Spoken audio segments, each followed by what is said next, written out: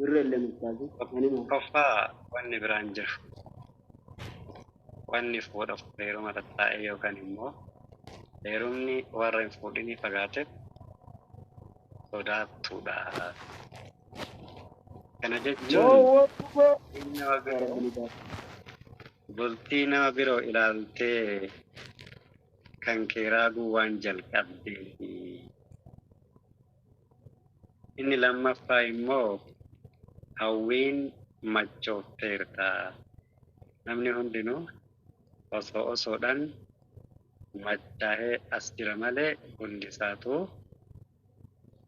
nama fuutuu fi yookaan itti heerumtu osoo hin argatin waa'ee cidhaatiif hin qabda. Uffata nyaataa, dhugaatii, iddoo cidhaa itti godhattu, nama cidhaa yaamtu, kaardii cidhaa fi ooneef yaaddoftu. Inni sadaffaa quufteeti.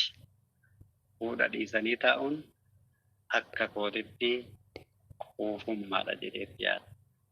Sababni isaa waan silaa fuutee yookaan heerumte argattu hunda dursitee waan fixatteefi. Kana jechuun obsession fuudha yookaan heeruma kee du'eera jechuudha. Yaa barattoota ustaatii sagaleen gabaabaadha. Inni afuraffaa Dhagamu. sakaalamteefi jedha. Kana jechuun Barattoota jedheen. hawaasa fuudhaaf heeruma ulfeessee yookaan Daawwattoota rileeshinshiippii narra laalina. haraama jajjabeessuu keessaa waan jiruufi jedha. Rabbi nu haa baasu. Amiin. Inni shanaffaa hubannoo dogongoraati. Kan namoonni hedduun kootii hiraadhaa, kootii cinqiidhaa jedhu hubannoo nama jaaladhu hanga qoradhutti hin fuudhu yookaan hin heerumu waan jedhee amanuufi. Bareedaa fi keekii ibiddatti hin dhiyeessan akkuma jedhamu. Inni jahaffaa fedhii fi jaalalti wal si harkaa dhaheeti. Fuudhaa Karima akkana kunoo fuudha dura fedhutu jira. Fuudha booda immoo fedhiin waliif qaban jaalalti jijjiiramuudha.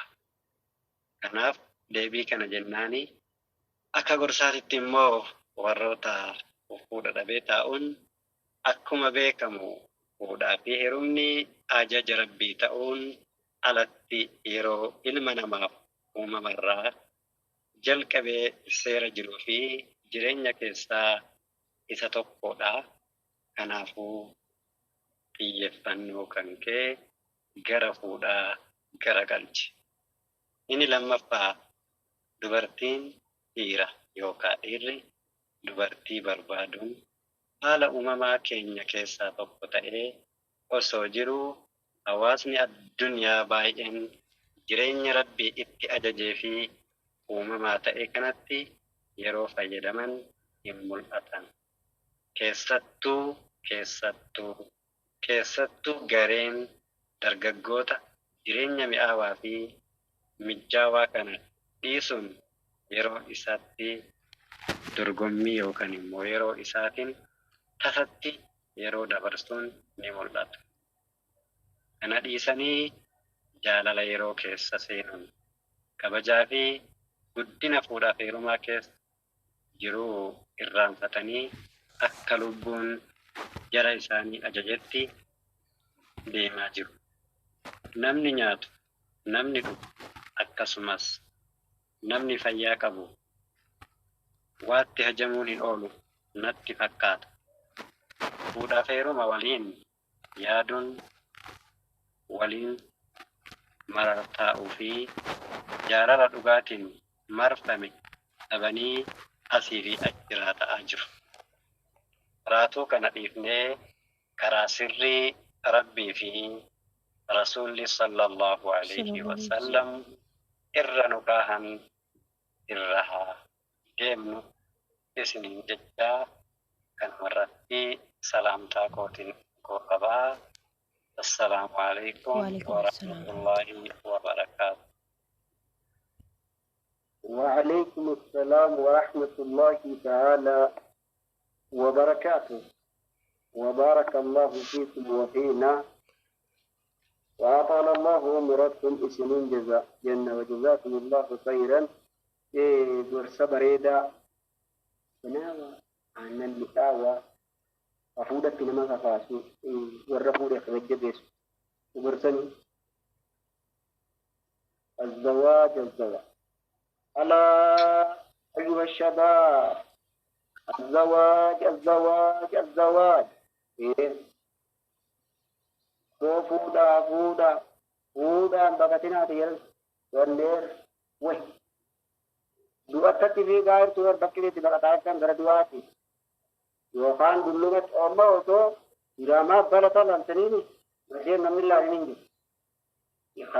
دوا بقتنا دوا بقتارك دوا بيركو أما أزور فودا بقتني وندي ذي اتباقا إرماني akka dulu akawo wo la menu da fisini fra ka buga ini tapi papa kulera lamma ta kana wa ada se ne ya ka ga wa ada in jaba da amma jila ka kana miyo kiyo zombe ke nan ma wa da ga duwa ka duwa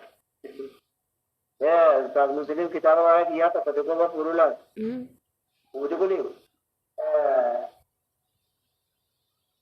उसे लागे दे भी रसूल ने जो मरकज उजा जागर की उसे ला उसके मुगर पूरा मेरा दियो भाई बरसू भाई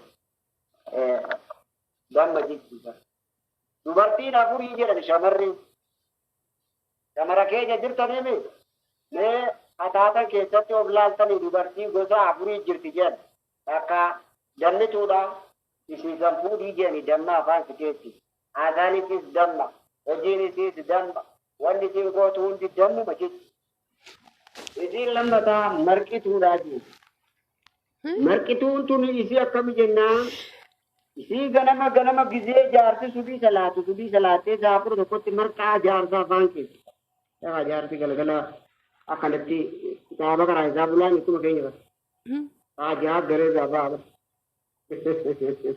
वो बस हमारा बाजी मना हो जाए कभी राजात गरे राबा मिक्स यार ये गना वसुदी गाते मरकितु के अकुमई सी दुरी सनत्ति काते जिसकी मनके सु बर्बाद पूजितो बीमाली वो कोकर सावली कोकर दिते उलजी ले बिका तुम्हारी ने जो तोर को ऊपर करती मरकिते दे तुम सही बाबलो ये उलझा जो लगे फटा आज भी जलाता है कि मरका दूर मरका भी दूर अल्लाह kan durni ya dadda wallahi ismu rugati gafa atiki ya baki ya marke tuni ya dadda kam je tawsa muslim iko ko ba njera je marka tenu teni be raweta foli ma ne bega agura da ko dubi warri amma mal fudeza warri amma imbune warrumman isi abatana fudu di se tay manu madueu ya wailakum الزواج مركي تودا قال مفان تاكل تككاتي مركا في الدين متى جار صدرك يجي بابلو جتيني بركة ما غنا वो अरे गाड़ा से बता रहा दूर बात अरे दिल्ली का नौकरी तक आ दो मैं वहाँ पर राज के नहीं ना पियाज़ ना वो बात वल्ला ना माँ मर के तूने चीज़ तो दफा सेरा नगे पर डायू तो बदल दो लाशो या वत्तो जब जिसको इंडिया के सुम्मा नुके मिर्कांती थी पुनः दार इस सुम्मा नहीं जाले मना कहीं सम्मो बामना